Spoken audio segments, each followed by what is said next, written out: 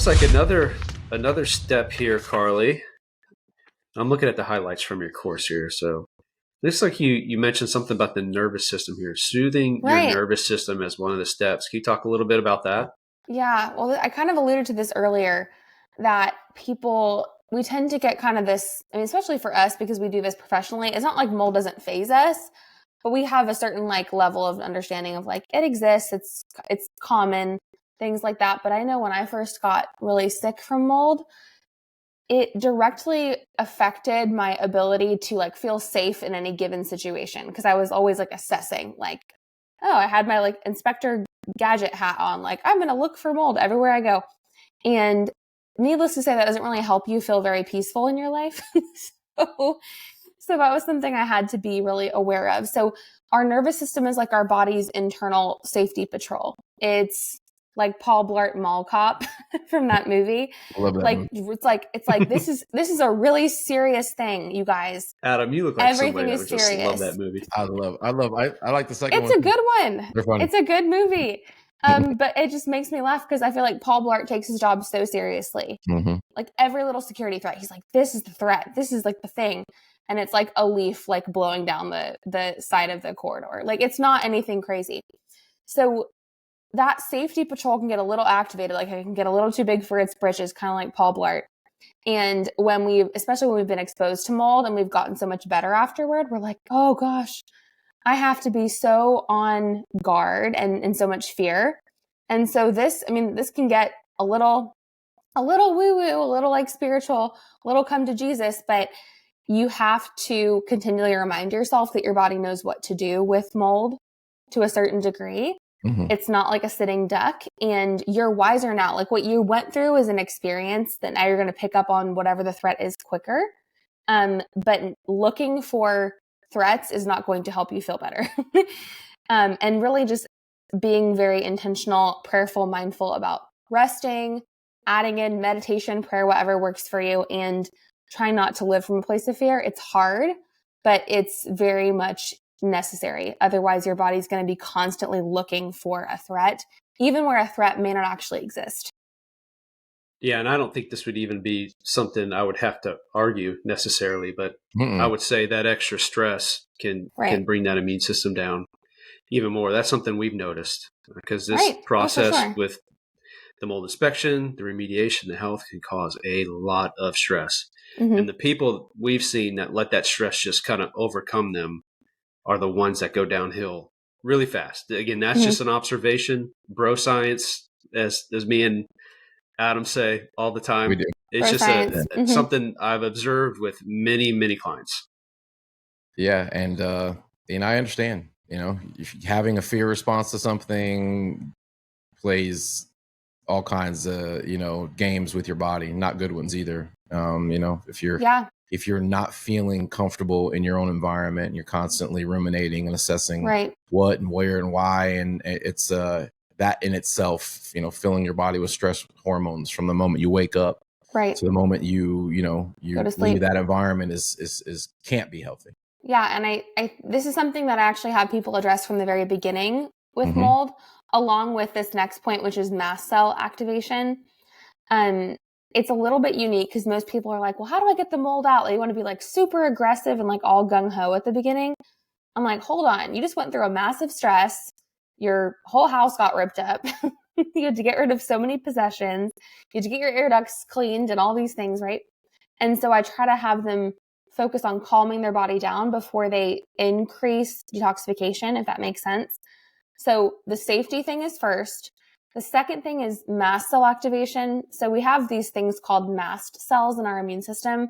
They release histamine in response to something inflammatory. So kind of like what Adam was saying about mycotoxins, like triggering symptoms for him neurologically.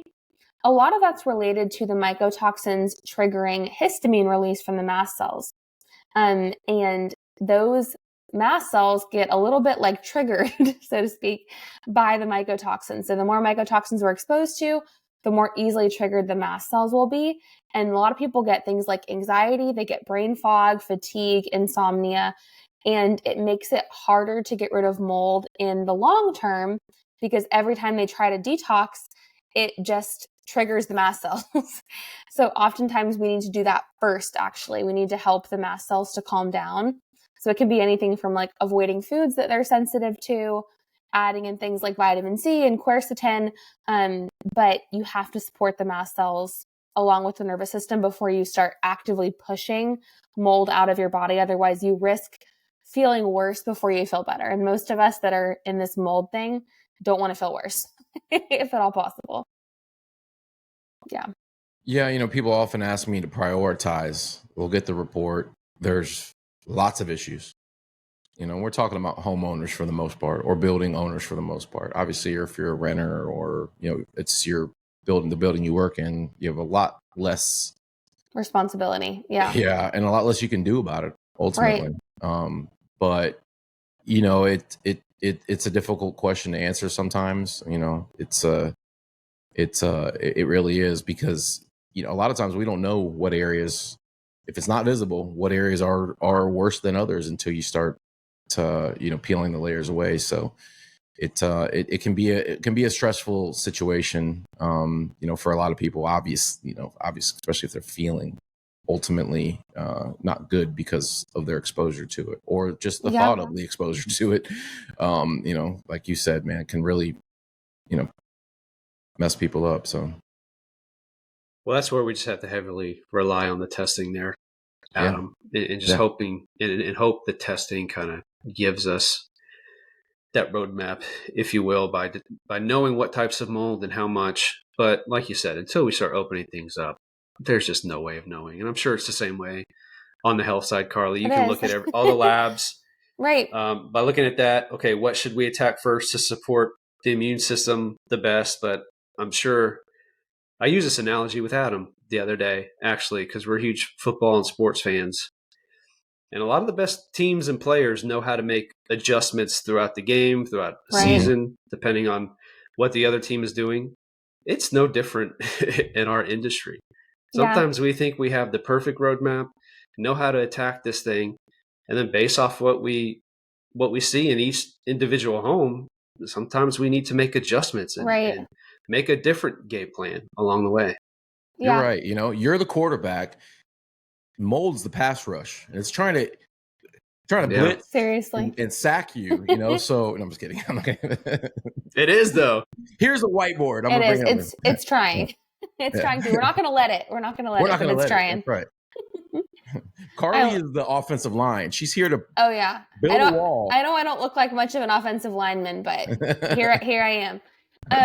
But seriously, I just think it's so funny how much nuance there. Again, there's parallels, because what y'all do for the environment and what I do for the body, they can feel very confusing. There is still a logical order of steps to follow, but that doesn't mean that there's not exceptions to that. And we just have to be flexible and go with it. That's what I try to explain and go through in the course, is like, this is what the logical order of operations would be. And if it doesn't work out that way, that's okay. Here's how to adjust and be flexible. Even if you're kind of, you know, the one making your own protocol, or what do I do for myself, to still have some guidelines is huge. Yeah. You know, and the same goes for the remediation side of it and the testing side. You know, information is power, and you know, and a lot of times we do end up adjusting based on what we find as we get into it. So, you know, that's clearly you have to have a game plan going forward, you know, especially when it comes to the physical side of things. The content in this podcast should not be taken as medical advice. While our goal is to educate, the hosts are not medical professionals, and the opinions expressed are their own.